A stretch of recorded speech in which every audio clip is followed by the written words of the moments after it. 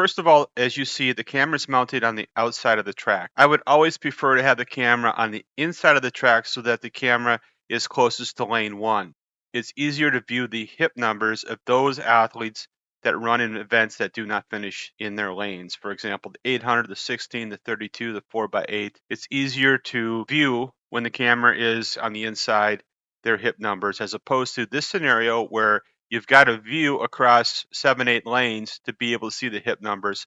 Whether it's mounted on the inside or the outside of the track, do know that you do not need to show all 8 lanes. For example, here's an 8-lane track, and we only see the first 7 lanes. We know that this guy here, the maroon finishing, he's in lane 8, but we do not need to see his feet. The torso is needed to be exposed, and so is the hip for identification, but we do not need to see the feet. That gives us the ability to mount the camera closer to the track and not needing to accommodate all 8 lanes. We see here she's in lane 7. We don't see her feet, but we know that she's in lane 8. Whether it's on the inside or the outside of the track, the camera can be positioned closer than you might think.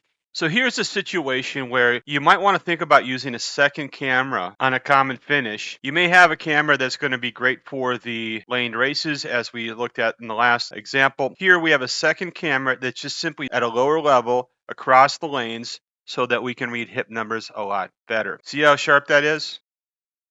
That's a lot easier identification. It's different with line scan mode because you're going to have a line scan image and probably a forward-facing camera to assist with this. However, video mode, which a lot of timers like, can also benefit from a 2-camera situation. If it's a laned race, you select a camera that's wider in field of view. If it's a non-laned race, you just go in and select the camera that's been preset for a tighter field of view like we see here. And let's jump back to see how meet management can actually assist the timer based on what's happening in the field of view.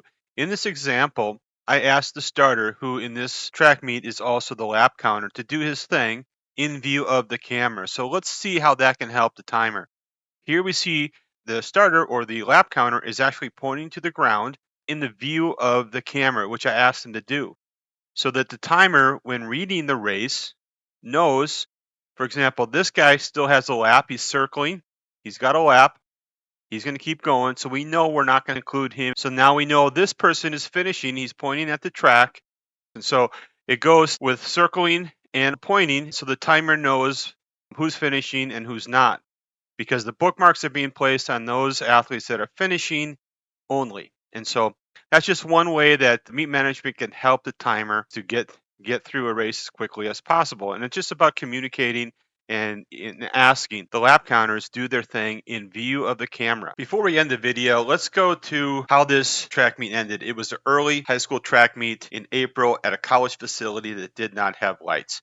There were too many teams and it just went too long. And so as a timer, I was forced to time without adequate lighting. Here we have the 3200 at the end of the night, and let's just take a look at this. It's just really, really difficult to get a sense of the athletes. There are some things we can improve.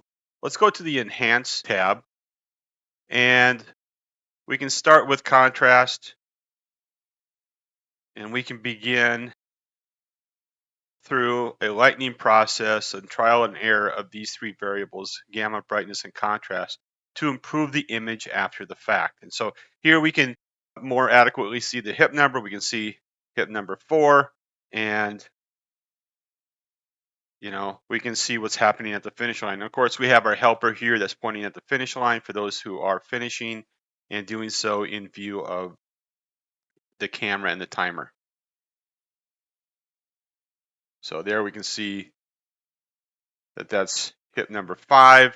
Let's go back to the default setting, and you can barely make it out. But again, the Enhanced tab can help clear a lot of that low light issue up during a race, before a race, and as we see here, after the fact. And so hopefully you enjoyed this video. We saw a few different things that can help with the field of view, with the camera placement, with lightening the image, and keep some of these things in mind as you time.